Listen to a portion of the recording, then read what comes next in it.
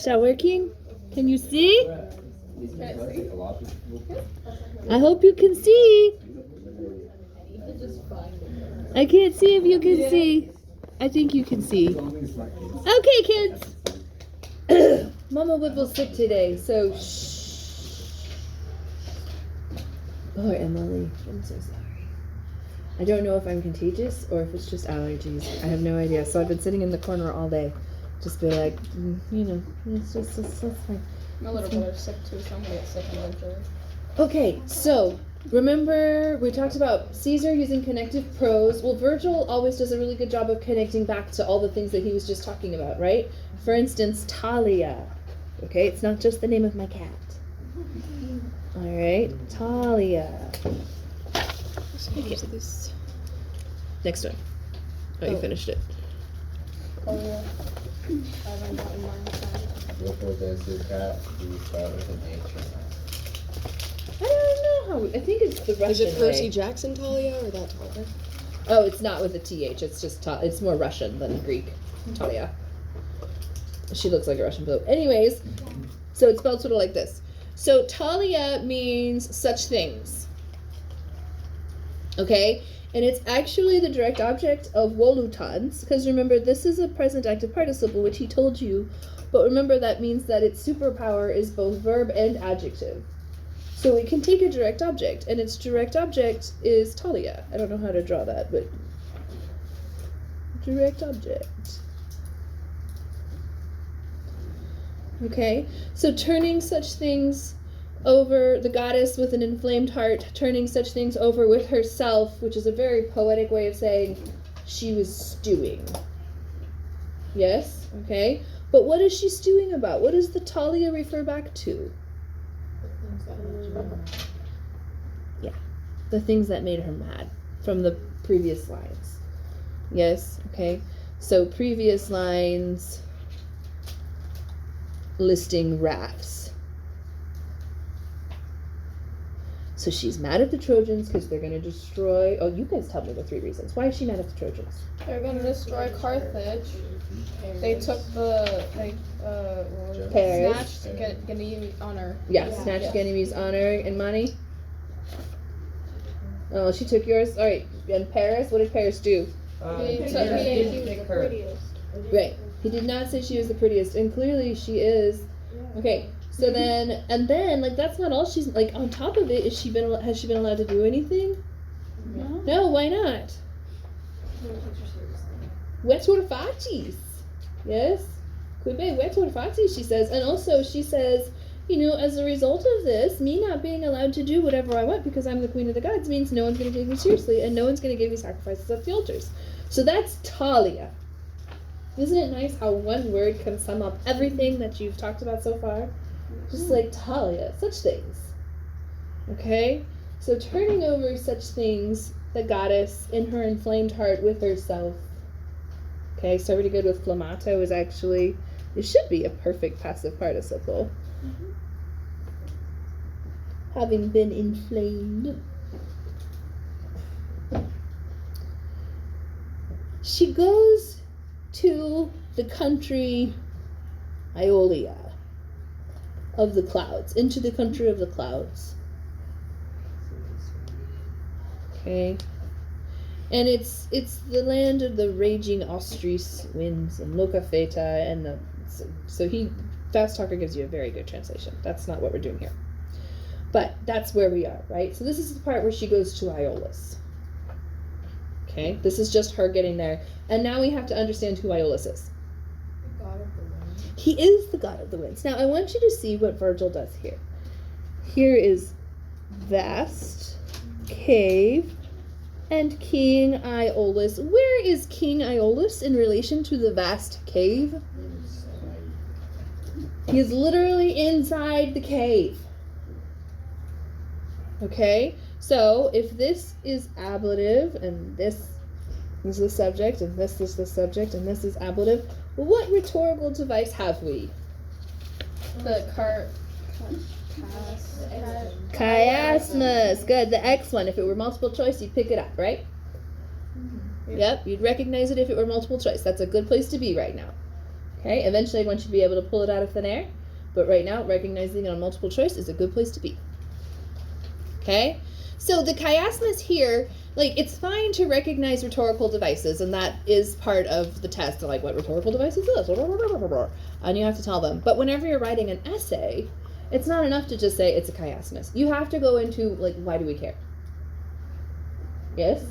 And in this, a lot of times it's like it speeds up the line, it slows down the line. This one, it just creates a word picture. Yes? It leads to a word picture. I've actually seen on the teacher fora, they're like, what do you guys call when Virgil makes pretty pictures with words? And they're like, we call them pretty word pictures. That is Virgil's strength. You know, we've talked about why has Virgil's work lasted for so long, right? It's not because it's simple, it's because it's beautiful and it's elegant, right? And one of the things that makes it beautiful and elegant is he gives you very vivid imagery. Notice no one has tried to take the Aeneid and turn it into a feature film, because the people who have the knowledge to do it know that they can't. Like, taking Virgil's words off of this page and putting them into a film would be challenging. Now, whenever we get to the part where Aeneas is in the storm, we will talk about, like, picture this, right? But Virgil, on the flip side, I think that someone should write a screenplay from this, because Virgil gives you all the scenery. He tells you everything. There's a giant cave and the king is in it. Yes? Okay, and all kinds of different things later. All right, but that's just a good example of he creates the picture for you. Okay, make sure that you realize that this is heek and not hick. Okay, so this is a good place. Like, you don't get macrons on the AP test. We fight every year for you to be given macrons, and every year College Board says, but the original Latin doesn't have macrons, and then we say, but all of our textbooks do, and then the AP Board says, but the original Latin didn't, and we're like, well, the original Latin also didn't have spaces or punctuation, so what are you doing about that? Like, that's unreasonable. We're like, that's how we feel about the macrons. But so we go back and forth, and nothing's come of it yet. So that's why I try to give you this here, like you'll notice your text doesn't have macrons or anything like that, and that's on purpose. Okay, the textbooks all have macrons, but the text that you're working with does not, because the AP test won't.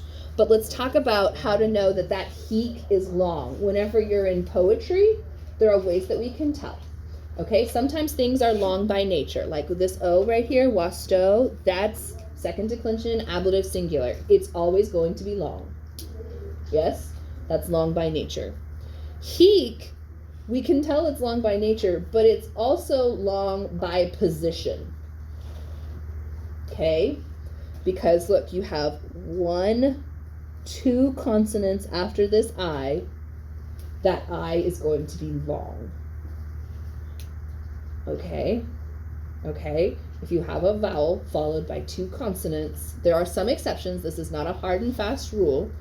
Okay, some things are short by nature, so even if they're followed by 2 consonants, but here, like, if you look at it like, oh, here are this, it's heek, wasto, so that means that I is going to be long. Okay, everyone okay? So if I gave this to you and I said, heek is here, explain to me how you know that I is long. The answer would be, it's followed by 2 consonants. Okay? Okay. So, we've got King Aeolus here in his vast cave, literally, by the letter, in his vast cave. Yes? I'm pretty sure this is the line that made me fall in love with Virgil at the tender age of 17. Anyways, so, luctantes ventos tempestastes quae sonoros imperio primit ac vinclis et carcara frenat. So, it's basically just saying he's in control of the winds, right? And they're not happy about it, right? There's sounding storms, and luctantes, I think it's, forget luctantes. It's not one that comes up very often. If I had far, it's probably not italicized, which means it's at the bottom. But anyways, so luctantes ventos, you can go listen to Fast Talker. But he presses them with power, and he restrains them with, and this is kind of a weird way to do both Like he restrains them with chains and a prison. Okay? So, literally has the winds and chains. Alright? We go on to make that a little bit different metaphor, and we'll talk about that in just a second. Okay, so this line is interesting. Fast Doctor talked about it for a minute, but I want you to listen. Il indignantes magno cum. What do you hear the most? Yeah, okay. The M sound, definitely. Okay, so murmura. Okay, murmura first. It is. It is alliteration, specifically consonants, but alliteration is fine. Okay, so alliteration, and then this murmura is actually an onomatopoeia. In case you don't know how to spell that word, it's Onomatopoeia. So do you hear the rhythm? Onomatopoeia. Okay, so murmura is an onomatopoeia. It's murmur, murmur, murmur, murmur, murmur, murmur, murmur. We had a storm last night. Did you guys hear the wind? No. You didn't hear the wind? Yeah, you hear the wind and the rain. You should hear a combination of and okay? But in Latin, they tend to use M's for wind and like for the sea, like going through the sea. So splash. And then murmur is the raging winds. Okay? So they press around, and Iolaus sits in a lofty citadel holding a scepter. This is plural. You can translate it as plural, but it's really singular in meaning, right? He's not holding lots of scepters, just like, well, I have all the scepters. Okay, that's not what's happening here. It's just a poetic plural. Okay, so you're going to translate it as he holding the scepters. Notice this is a present active participle again. Okay, so tenens, since it's a present active participle, is going to be holding. And that verb can take a direct object. So he's holding the scepters, and the scepters are the direct object of tenens. Ellie, you with me, baby girl? It might help if you close your phone. Thanks. Okay, and he soothes mollit. Do you guys know the word mollify? Okay, it's what I do to you every day when I walk in, and I'm like, how are you guys? Trying to make it softer, yes? Make it better, right? Okay, like, how are you? How is the homework going? Do you have too much? Do you have enough? Are we doing this right? Okay, that's like mollify. It's one of my favorite. If you've seen Into the Woods, yes, one of what's her face's. I've just lost her name. Big one plays the witch. Oh, Meryl Streep. Yeah, one of Meryl Streep's line is, "At first I was mollified," right? It's like she was softened. She was made happy. Okay. Sometimes we do the opposite. Like I remember last year, whenever we were in class, you'd be like, "Hey, just a reminder, you have 2 hours left." And then we'll Well, now it's the end of the day, so I don't have to do that anymore. Okay, so he softens the spirits and he tempers their wraths. And notice it's plural again, and it could be plural because again they're not human, so maybe they have exaggerated wraths, but also there's many of them, so maybe it's like he tempers each of their wraths, right? Okay, either one. Okay, nifaciat. This is a condition, and we will get into this, I promise. But for right now, you're just going to have to trust me. Magic Latin reasons. This is a present subjunctive. Okay? And Fast Talker tells you it is a future less vivid. That's a specific type of condition that we will discuss at length later. But basically, nifaciat means if he doesn't do this, if he should not do this, okay, then indeed they would rage. Also, ferant is also present subjunctive. They would rage on the seas and the lands and the sky. and they would and rapid, fast. And this is present subjunctive as well. They would, I don't remember what this means, so we're just going to say whoosh. They would whoosh through the airs with themselves. Okay? It gets the spirit of it, yes? Whoosh. We'll look it up. Don't translate it as whoosh on the AP test, except if you do it in brackets, because they give you points for what you get right, not what you, well, anyways. They do some things well. Okay. It's a literal translation. Where on? I don't remember. That's why we're going with whoosh.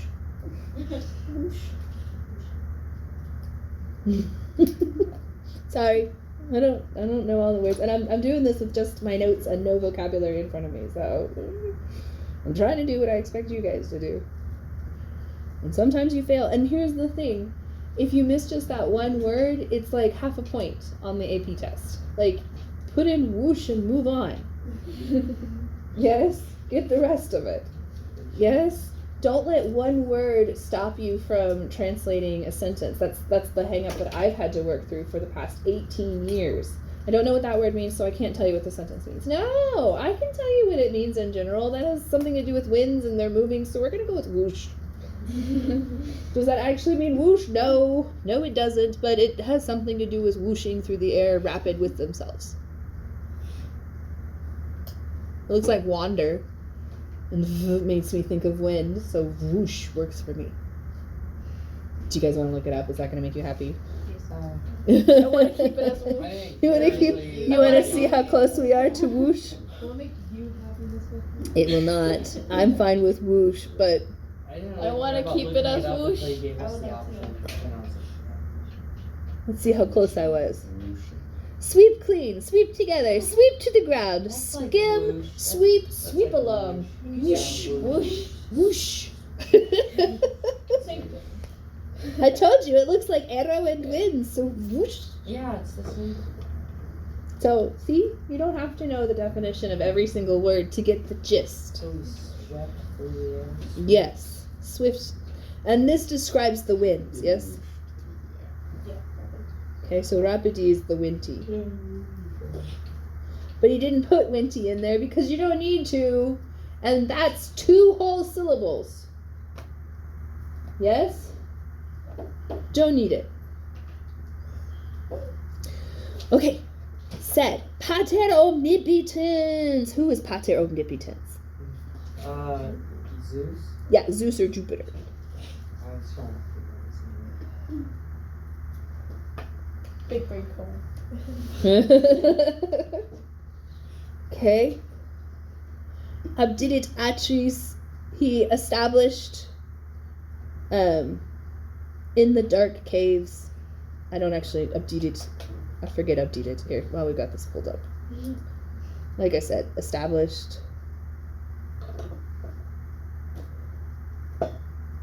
Removed, put away, set aside, depart, go away, hide, kept secrets, concealed. Okay, so he concealed, understood them in dark caves.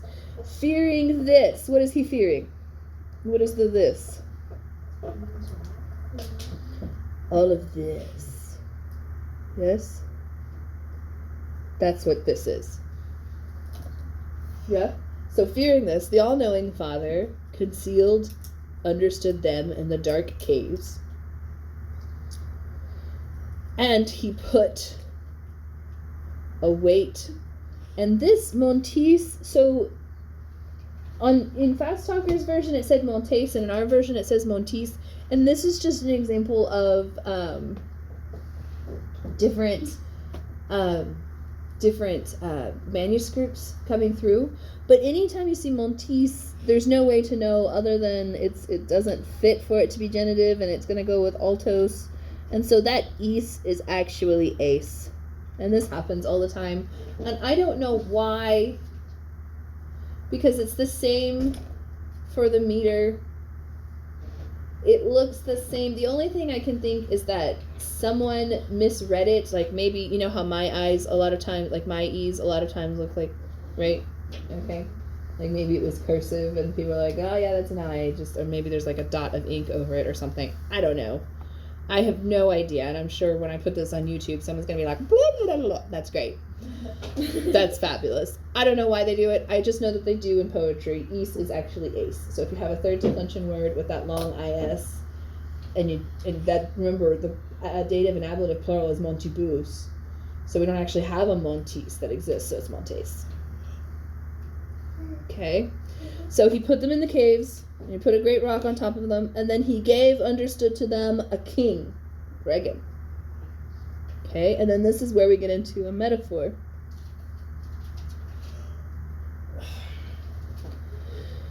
Who, Oh, this on 2 different pages. sorry. I'll just put continue. Oh. Yeah. Oh. Well, it's really this line right here. This line right here is the metaphor. Okay. Okay? But this starts a relative clause of characteristic. I know. Okay? But this skiret is subjunctive because it's a relative clause of characteristic. And a relative clause of characteristic is a specific kind of clause. Like, I know who Amani is. Yes, hi Amani. Okay? There are those who think Imani looks like Shuri from Black Panther. Oh. Did I say her name right? Yes, Shuri. Okay? Do I know who those people are? I don't know exactly who the people are who think that you look like Shuri. Okay? I know who Hayden is. There are those who think that Hayden looks like John Wayne. I think I'm using this wrong. No, I'm not. No, I am. There are those who think Hayden looks like John Wayne. Do I know who the people are that think that? No, I don't. So, but there is a group of them out there, some group of who, that have this characteristic in common, that they think that Imani looks like Shuri, and they think that Hayden looks like John Wayne. Who's John Wayne? No, I didn't. Wait, who is John Wayne? I don't know who John Wayne is. If you show me the face, I'll know. Yeah, just show me the face. Yeah, I recognize Stop the everything. uncultured children. No. Right? Thank you, Imani. Was it Philistine? Dude, I only like. Wait, is he? I don't keep up. News too fast. News Is he an nowadays too actor? fast. Shame on you. He is an actor. Okay, what was he in? Westerns. What's Western? It's like Western. it's like cowboy. Gacy. John Wayne. Oh, I know. Okay, yeah. Who? John Wayne! I don't know. Wait, Hayden looks Your like John shame Wayne? shall be posted to the internet. I didn't say I think Hayden looks like John Wayne. I said there are those who think that Hayden looks like John Wayne. Who do I don't know look who like? they are. Who do I look like? They're wrong. I don't know who they are. But there are those who think Hayden looks like John Wayne. I don't know who they are. But it's a relative clause of characteristic, yes? There is a group who thinks this. I can't, gather them all up and tell them that they are wrong. Hayden looks nothing like John Wayne. Okay? I can't gather up all the people who think that Imani looks like Shuri and say, hey, that's a little bit racist. You can't say that. But, I can't lecture them on that because I don't know who these people are. I thought of it because you got your hair up in the buns today, like her hair. I was like, There's ah! a cartoon character from this Jake. It's like a dragon show from Disney Channel.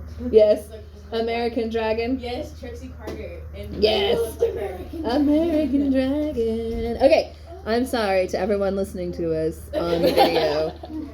This is what we do. This is why we have fun. We're not trying to be racist. But the point is, Skeeter, this is subjunctive. Yes. Oh, it's just something people says.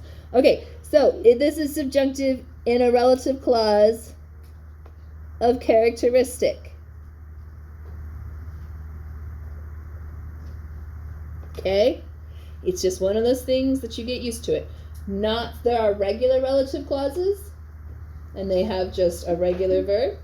But if it's a relative clause with a subjunctive, it could be a relative clause of characteristic because Jupiter needed a king who would know, who would be the type of person to know, with the contract having been given, both to press and to give loose reins having been ordered. Right? Okay? So the metaphor here is horses. Horses, alright? I know, like John Wayne, Black Panther, and horses. Okay, so the metaphor here is horses. He needs someone who basically knows how to manage horses. Okay? Sometimes whenever you're racing a horse, you need to just let them run. Other times when you're racing a horse, you need to hold them back. Right? You're not ever supposed to let a horse run home. Right? Never let the horse run back to the barn. They explained it to me once. I don't remember why. It has something to do with don't let them think that they can run home to get feed. Like, we're going to go home, calm and orderly, and then I will feed you if you behave yourself. Right? Okay. So that's what's going on here. And then the last line is just setting us up for the speech. And I just want to tell you right now, I am so happy you have Fast Talker to walk you through this speech. Because speeches are always just blah. Like, they're talking, but this is long before, like, it wasn't until Arthurian legend that we started having, like, inner monologues. Like, we see a little bit of, and so, you know, this is what's happening on the surface, but this is happening beneath the surface, like a little bit. But it wasn't until we get to Arthurian legends that we actually get to see inside a character's head. So putting their words on a page before that does come across as pretentious and stilted, and the grammar can get a little bit weird. So I'm very glad you have him to help you with this. I want to make sure that you know that quem refers back to Iolus. Okay.